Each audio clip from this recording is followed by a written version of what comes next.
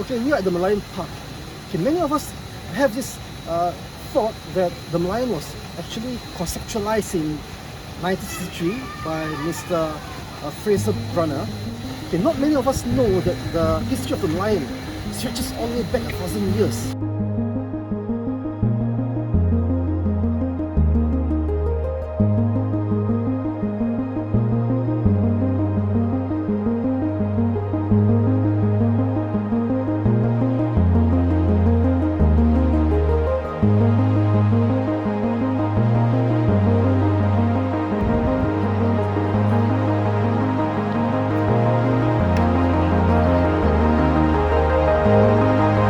Okay, many of us have this thought that the Merlion was actually conceptualized in 1963 by Mr. Fraser Brunner. He is a curator for the Van Cleef Aquarium. Some of you might have seen the Van Cleef Aquarium before, no longer there in Fort Canning.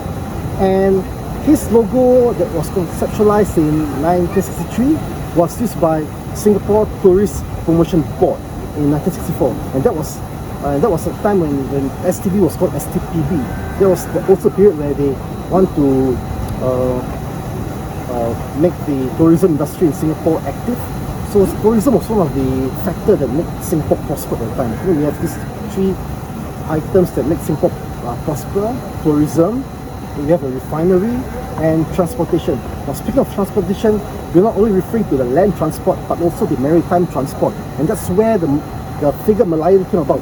So when Fraser Brunner he drew the Merlion, he has this idea where Singapore was the main player for the maritime world in Asia, and he also looked at the animal Singa or Singapura as the iconic symbol of Singapore. So because him being the curator for Van Cleef, he's expert in fishes, maritime wildlife, he came up with this idea of drawing the Merlion, where you have the lion, which signifies Singapura, and the mermaid or the fish, which symbolizes maritime. So that was his idea at the time. Okay, not many of us know that the history of the Merlion stretches all the way back 1,000 years. Okay, the story goes like this. Once there was civil war in India, and one of the brothers, the Chola king, the Rajendra Chola, he left India to seek for new land to occupy, to conquer. So what he did was he actually moved eastwards, and to cut the story short, he actually went down to peninsular Malaysia, and he went south to Singapore. So he went south to Singapore.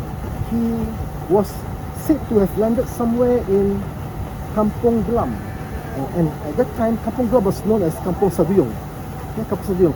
So why is it Kampong Saduyong? Probably because at that time we have this Sea Dugong that populated the area. Now in this history, but a very valuable reference called Sejarah Melayu, it did mention that when he was in Singapore, he married to a princess under the sea. So when this Raja Chola went to Singapore, he changed his name to Raja Chulia.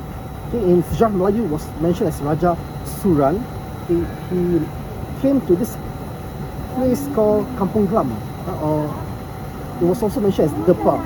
Now this place is where you have a community of people who live there, and this kampong was called Kampong Saduyong, and that's where he met with the princess of the sea named Mahtabul Al-Bahri. And when he married Mahtabul Al-Bahri, she went back to Palembang and bore 3 princes, and one of them is Nila Utama.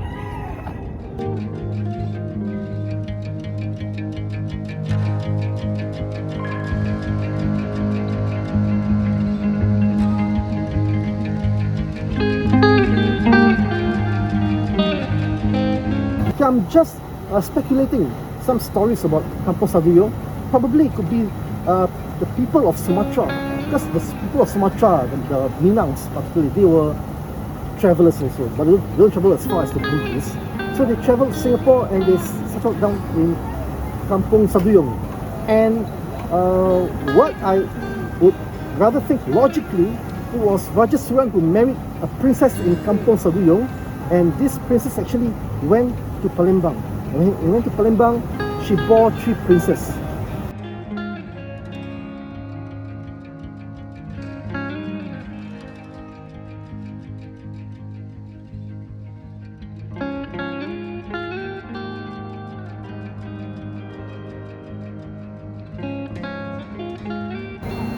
Nila Utama actually didn't want to rule Palembang.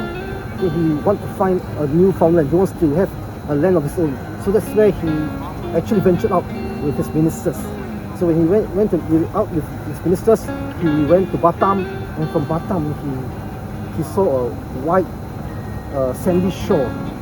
So when he asked his minister, "What is that sandy shore, my dear minister?" The minister said, "Oh, that is Temasek." That's where Nila Utama said, "Why don't we just go there, since it looks very attractive from far?" So when Nila Utama came to the shore of Temasek, which is actually the present-day Teluk Belanga, that's where he met with this mythical, with this so-called creature, and he asked the minister, "What creature is this?" If I'm not wrong, this is called a singa. Singa, which means lion. And that's where the name Singapura came about. Singa means lion, Pura in Sanskrit means city. It's Lion City.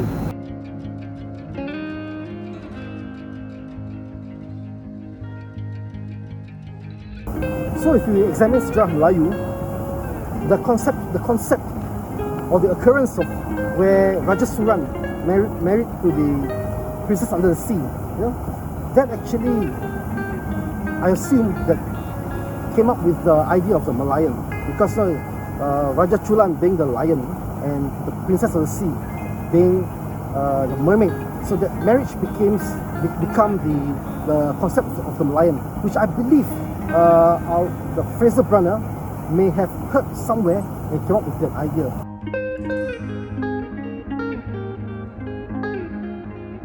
So if you look at the Merlion today, it symbolizes Singapore as a whole. They want to use the Merlion as our icon to promote tourism. They want to use the Merlion to ingrain this image into everyone that visits Singapore. And this Merlion actually symbolizes as the power in terms of economy and influence and the industry, the maritime industry, that make Singapore world's first.